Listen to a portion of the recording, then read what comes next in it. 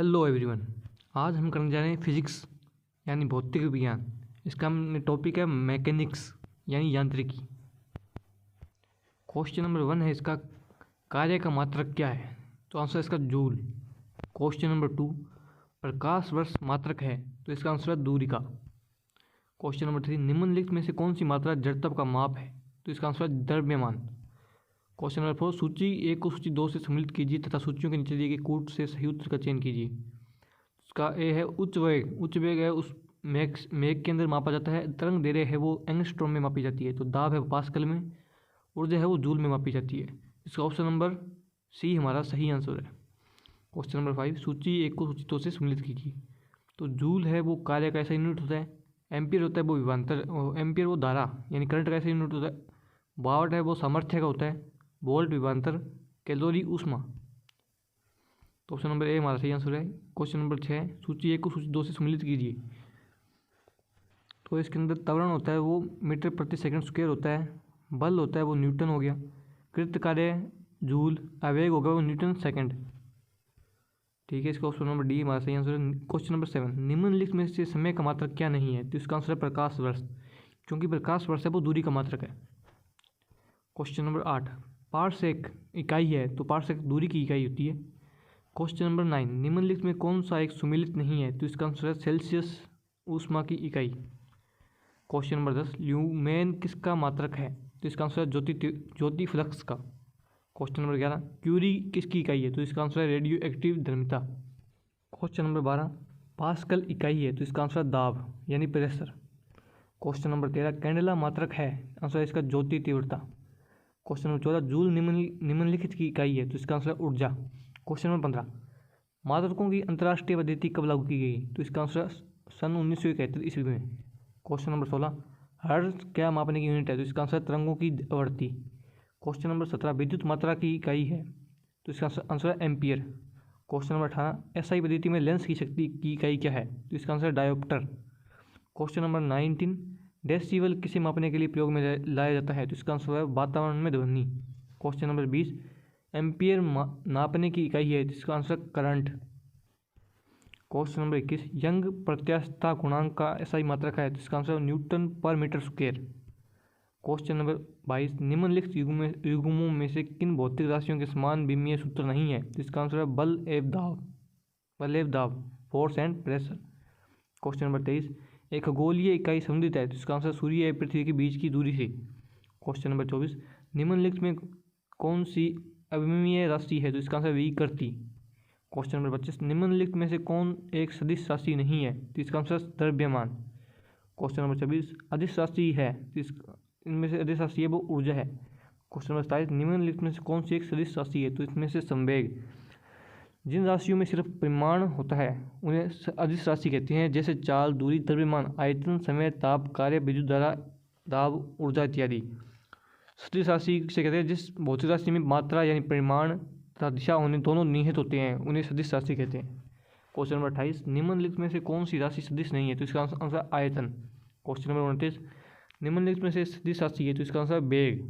Question number 30, निम्नलिखित में से कौन सा एक व्युत्पन्न परिभाषा नहीं है? तो इसका आंसर द्रव्यमान। क्वेश्चन नंबर 31, त्वरण ज्ञात करने का सही सूत्र कौन सा है? इसका ऑप्शन नंबर ए हमारा सही आंसर है, final velocity minus starting velocity by time. Question number 32, पदार्थ के संवेग और वेग के अनुपात में कौन सी भौतिक राशि प्राप्त की जाती है? तो इसका आंसर द्रव्यमान। क्वेश्चन नंबर 33, प्लांक का अचर में किसका आयाम होता है? तो इसका आंसर है कोणीय गति। क्वेश्चन नंबर 34, एक लड़की झूले पर बैठी स्थिति में झूला झूल रही है, उस लड़की के खड़े हो जाने पर दोलनों का आवर्तकाल, तो इसका आंसर कम हो जाएगा। क्वेश्चन नंबर 35, घूर्णन करती है गोल में जब अचानक आकर एक लड़का बैठ जाता है तो मेज के कोणीय वेग में प्रभाव पड़ेगा, तो इसका आंसर जो प्रभाव है वो कोणीय वेग है वो कम हो जाएगा। क्वेश्चन नंबर 36, यदि किसी चली हुई वस्तु के वेग को 2 गुना कर दिया जाए तो उसकी गतिज ऊर्जा है वो 4 गुना हो जाती है। क्वेश्चन नंबर 37, किसी पिंड के द्रव्यमान तथा भार में अंतर होता है? आंसर इसका द्रव्यमान स्थिर रहता है जबकि भार है वो परिवर्तनीय होता है। क्वेश्चन नंबर 38, किसी भी स्थिर या गतिशील वस्तु की स्थिति और दिशा में जब तक कोई परिवर्तन नहीं होता जब तक उस पर कोई बाह्य बल सक्रिय ना हो, इसका आंसर ये है न्यूटन का गति विशेषक के प्रथम नियम, जड़त्व का नियम। क्वेश्चन नंबर 39, किसी असंतुलित बल द्वारा किसी पिंड में उत्पन्न त्वरण क्या कहलाता है? जो बल होता है या वो त्वरण होता है वो बल के अनुक्रमानुपाती होता है। क्वेश्चन नंबर 40, न्यूटन की गति के तीसरे नियम के अनुसार क्रिया तथा प्रतिक्रिया से संबंध बल आंसर हमेशा भिन्न भिन्न वस्तुओं पर ही लगे होने चाहिए। क्वेश्चन नंबर 41, प्रत्येक क्रिया के बराबर व विपरीत दिशा में एक प्रतिक्रिया होती है, ये कहलाती है न्यूटन का गति विशेषक का तीसरा नियम, equal and opposite reaction. Question number 42, जल में तैरना न्यूटन की गति के किस नियम के कारण संभव है? तो इसका आंसर तृतीय नियम, equal and opposite reaction. Question number 43, कोई पिंड जब तक विरामावस्था में ही बना रहेगा जब तक उस पर कोई बाह्य बल कार्य ही करता है, जब तक उस पर की बाह्य बल कार्य ही करता है, यह कथन किसका है? तो इसका आंसर न्यूटन। क्वेश्चन नंबर 44, बल की परिभाषा आती है न्यूटन के खालिस्तान, इसका आंसर गति के पहले नियम से। क्वेश्चन नंबर 45, किसी पिंड या गुणधर्म को क्या कहते हैं जिसमें वह सीधी रेखा में विराम या एक समान गति की स्थिति में किसी भी परिवर्तन का विरोध करती है? तो इसका आंसर जड़त्व।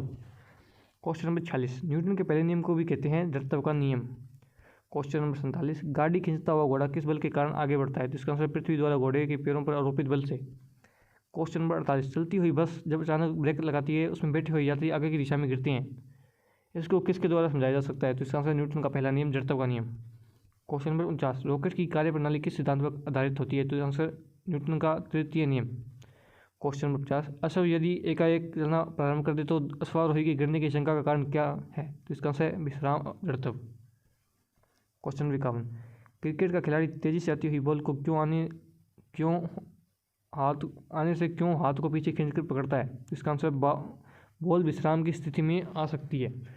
क्वेश्चन नंबर 52, बल गुणनफल है, तो इसका आंसर द्रव्यमान और त्वरण का, mass into acceleration. Question number 53, जब कोई व्यक्ति चंद्रमा पर उतरता है तो उसके शरीर में उपस्थित आंसर इसका भार घट जाता है और मात्रा अपरिवर्तित हो रहती है। क्वेश्चन नंबर 54, यदि हम भू मध्य रेखा से ध्रुवों की ओर जाते हैं तो ग्रेविटी यानी ग्रेविटेशन फोर्स का मान है वो बढ़ता है। क्वेश्चन नंबर 55, शरीर का वजन है वो ध्रुवों पर अधिकतम होता है। क्वेश्चन नंबर 56, व्यक्ति पृथ्वी की सतह की तुलना में चंद्रमा की सतह पर अधिक ऊंचा क्यों चल सकता है? तो इसका आंसर चंद्रमा में गुरुत्वाकर्षण के कारण त्वरण पृथ्वी की तुलना में कम होता है। क्वेश्चन नंबर 57, 20 किलोग्राम के वजन को जमीन के ऊपर 1 मीटर की ऊंचाई पर पकड़े रखने के लिए किया गया कार्य, आंसर इसका 0 जूल होता है। एक व्यक्ति की दीवार को धक्का देता है पर इसे विस्थापित करने में असफल रहता है तो वह करता है कोई भी कार्य नहीं। क्वेश्चन नंबर 59, पहाड़ी पर चढ़ता एक व्यक्ति आगे की ओर झुक जाता है क्योंकि, आंसर इसका आंसर स्थायित्व बढ़ाने के लिए। क्वेश्चन नंबर 60, पीसा की ऐतिहासिक मीनार तिरछी होते हुए नहीं गिरती क्योंकि, तो इसका आंसर इसके गुरुत्व केंद्र से जाने वाली ऊर्ध्वाधर रेखा उधार से होकर जाती है। क्वेश्चन नंबर 61, जाड़े की रातों में अधिक ठंड पड़ने पर पानी की पाइप फट जाती है क्योंकि, तो इसका आंसर जमने के बाद पानी का आयतन बढ़ जाता है। क्वेश्चन नंबर 62, पानी से भरी डार्ट लगी बोतल जमने पर टूट जाती है क्योंकि, इसका आंसर जमने पर बल का आयतन बढ़ जाता है। क्वेश्चन नंबर 63, जल के आयतन में क्या परिवर्तन होगा यदि तापमान 9 डिग्री सेल्सियस से गिरकर 3 डिग्री सेल्सियस कर दिया जाता है? तो इसका आंसर है आयतन पहले घटेगा और बाद में बढ़ेगा। क्वेश्चन नंबर 64, एक झील में तैरने वाली इस्पात की नाव के लिए नाव द्वारा विस्थापित पानी का भार कितना है? तो इसका आंसर नाव के उस भाग के भार के बराबर जो झील के पानी की सतह के नीचे है। क्वेश्चन नंबर 65, किसी कालीन की सफाई के लिए यदि उसे छड़ी से पीटा जाए तो उसमें कौन सा नियम लागू होता है? तो इसका आंसर गति का पहला नियम। क्वेश्चन नंबर 66, सड़क पर चलने की अपेक्षा बर्फ पर चलना कठिन है क्योंकि, तो इसका आंसर है बर्फ में सड़क की अपेक्षा घर्षण कम होता है। क्वेश्चन नंबर 67, रोड़ी युक्त सड़क की तुलना में बर्फ पर चलना कठिन होता है क्योंकि, तो इसका आंसर पैर तथा बर्फ के मध्य घर्षण बल रोड़ी या पैर के मध्य घर्षण बल की तुलना में कम होता है। क्वेश्चन नंबर 68, लकड़ी के सिलेंडर कार पात्र को खींचने की जगह लुढ़काना आसान होता है क्योंकि, तो इसका आंसर लुढ़कन अवस्था घर्षण बल यानी फिसलन अवस्था के घर्षण की तुलना में बहुत कम होता है। क्वेश्चन नंबर 69, एक नदी में चलना और जहाज समुद्र में आता है जब जहाज का स्तर, एक नदी में चलता हुआ जहाज समुद्र में आता है जब जहाज का स्तर थोड़ा ऊपर जाएगा। क्वेश्चन नंबर 70, लोहे की कील पारे में क्यों तैरती है जबकि वह पानी में डूब जाती है? तो इसका आंसर लोहे का घनत्व पानी से अधिक तथा पारे से कम होता है। तो लोहे का घनत्व है वो पानी से अधिक होता है लेकिन पारे से कम होता है। क्वेश्चन नंबर 71, जब एक ठोस पिंड को पानी में डुबोया जाता है तो उसके भार में हार्स होता है, ये हार्स कितना होता है? तो इसका आंसर विस्थापित पानी के भार के बराबर। क्वेश्चन नंबर 72, बर्फ पानी में तैरती है परंतु अल्कोहल में डूब जाती है क्योंकि, इसका आंसर है बर्फ पानी से हल्की होती है तथा अल्कोहल से भारी होती है। क्वेश्चन नंबर 73, स्टील की गोली पारे में तिड़ती है क्योंकि आंसर इसका पारे का घनत्व है वो स्टील की अपेक्षा अधिक होता है। क्वेश्चन नंबर 74, एक लोहे की गेंद पारा या मरकरी से भारी बाल्टी में गिराई जाती है तो यह पारे की सतह पर तैरेगी। क्वेश्चन नंबर 76, किस तापमान पर जल का घनत्व अधिकतम होता है तो इसका आंसर है 4 डिग्री सेल्सियस। क्वेश्चन नंबर 76, वस्तु की मात्रा बदलने पर अपरिवर्तित रहेगा तो इसका आंसर है घनत्व। क्वेश्चन नंबर 77, तैराक को नदी में मुकाबले समुद्री पानी में तैरना आसान क्यों लगता है तो इसका आंसर है समुद्री पानी का घनत्व साधारण पानी से ज़्यादा होता है। क्वेश्चन नंबर 78, वायुमंडल में बादलों के तैरने का कारण क्या है तो इसका आंसर है निम्न घनत्व। क्वेश्चन नंबर 79, समुद्र में पलायन करने वाले आइसबर्ग का कितना भाग समुद्री सतह से ऊपर रहता है तो इसका आंसर 1/10। क्वेश्चन नंबर 80, बांध के नीचे की दीवार मोटी बनाई जाती है क्योंकि तो इसका आंसर गहराई बढ़ने के साथ द्रव का दाब बढ़ता है। क्वेश्चन नंबर 81, बर्फ पर स्केटिंग करना प्रदर्शित करता है कि दाब बढ़ने पर बर्फ का गलनांक घट जाता है। क्वेश्चन नंबर 82, चौराहों पर पानी की फुहाने में गेंद नाचती रहती है क्योंकि जिसका आंसर पानी का वेग अधिक होने से दाब घट जाता है। क्वेश्चन नंबर 83, भारी हिमखंड शीर्ष की अपेक्षा निचले तल से पिघलता है क्योंकि जिसका आंसर निचले तल का दाब अधिक होने के कारण गलनांक घट जाता है। क्वेश्चन नंबर 84, दलदल में फंसे व्यक्ति को लेट जाने की सलाह दी जाती है क्योंकि जिसका आंसर है क्षेत्रफल अधिक होने से दाब कम हो जाता है। क्वेश्चन नंबर 85, बर्फ के दो टुकड़ों को आपस में दबाने पर टुकड़े आपस में चिपक जाते हैं क्योंकि जिसका आंसर दाब अधिक होने से बर्फ का गलनांक घट जाता है। क्वेश्चन नंबर 86, प्राय तेज आंधी आने पर फुस या टीन की हल्की छतें उड़ जाती है, इसका कारण क्या है तो इसका आंसर है छत ऊपर बहने वाली उच्च वेग की वायु छत सतह पर दाब उत्पन्न कर देती है तथा छत के नीचे दाब सामान्य रहता है। क्वेश्चन नंबर 87, रेल की पटरी के नीचे लकड़ी या कंक्रीट की चौड़ी पट्टियां लगाई जाती है जिससे कि तो इसका आंसर रेलगाड़ी द्वारा लगाया गया दाब कम हो जाए। क्वेश्चन नंबर 88, पहाड़ों पर कभी कभी व्यक्तियों के नाक व मुंह से खून निकलने लगता है क्योंकि तो इसका आंसर ऊंचाई बढ़ने के साथ वायुमंडलीय दाब घटता है तो इसका आंसर हो गया। क्वेश्चन नंबर 89, हवाई जहाज में फाउंटेन पेन से स्याही बाहर निकल जाती है, इसका कारण क्या है तो इसका आंसर है ऊंचाई बढ़ने से वायु दाब में कमी आती है। क्वेश्चन नंबर 90, यदि पृथ्वी का द्रव्यमान वही रहे जो त्रिज्या 1% कम हो जाए तब पृथ्वी के ताल पर ग्रेविटी मान क्या होगा तो इसका आंसर है 2% बढ़ जाएगा। क्वेश्चन नंबर 91, ऊंचाई की जगहों पर पानी 100 डिग्री सेल्सियस के नीचे के तापमान पर क्यों उबलता है तो इसका आंसर है क्योंकि वायुमंडलीय दाब कम हो जाता है अतः उबलने का बिंदु नीचे आ जाता है। क्वेश्चन नंबर 92, साबुन के बुलबुले के अंदर का दाब तो इसका आंसर है वायुमंडलीय दाब से अधिक होता है।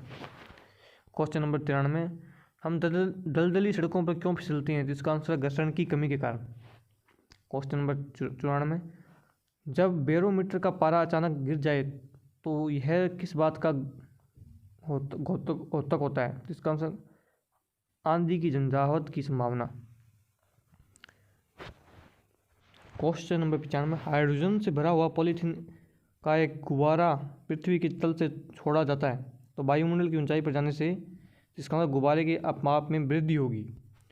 क्वेश्चन नंबर 96, समतल की अपेक्षा पर्वतों पर सांस लेना क्यों कठिन होता है तो इसका आंसर ऊंचाई के बढ़ने पर वायु दाब घट जाता है और ऑक्सीजन की आवश्यकता भी बढ़ जाती है। क्वेश्चन नंबर 97, जब 14 वायु दाब मापी किसी ऊंचे पर्वत पर ले जाया जाता है तो नलिका में पारा गिर जाता है तो इसका क्या कारण है तो इसका आंसर है वहाँ पर वायुमंडलीय दाब निम्न होता है यानी कम होता है। क्वेश्चन नंबर 98, उड़ान से पहले हवाई जहाज दौड़ मार्ग पर दौड़ाया जाता है, इसका क्या कारण है तो इसका आंसर है कार्यकारी वायु दाब बढ़ाने के लिए। क्वेश्चन नंबर 99, हाइड्रोजन से भरा रबड़ का गुब्बारा वायु में ऊपर जाकर फट जाता है क्योंकि तो इसका आंसर वायु दाब घट जाता है। क्वेश्चन नंबर 100, प्रेशर कुकर में खाना कम समय में क्यों पकता है तो इसका आंसर अधिक दाब के कारण उबलते पानी का ताप बढ़ जाता है। ठीक है दोस्तों, वीडियो को लाइक शेयर और सब्सक्राइब कर दो। हमें उम्मीद है कि आपको हमारे क्वेश्चन पसंद आए होंगे और आपको ये आने वाले एग्जाम में सहायता करेंगे। ठीक है दोस्तों, जय हिंद जय भारत। मिलेंगे आपको अगली नई वीडियो में इसी का पार्ट 2 लेकर मैकेनिक्स।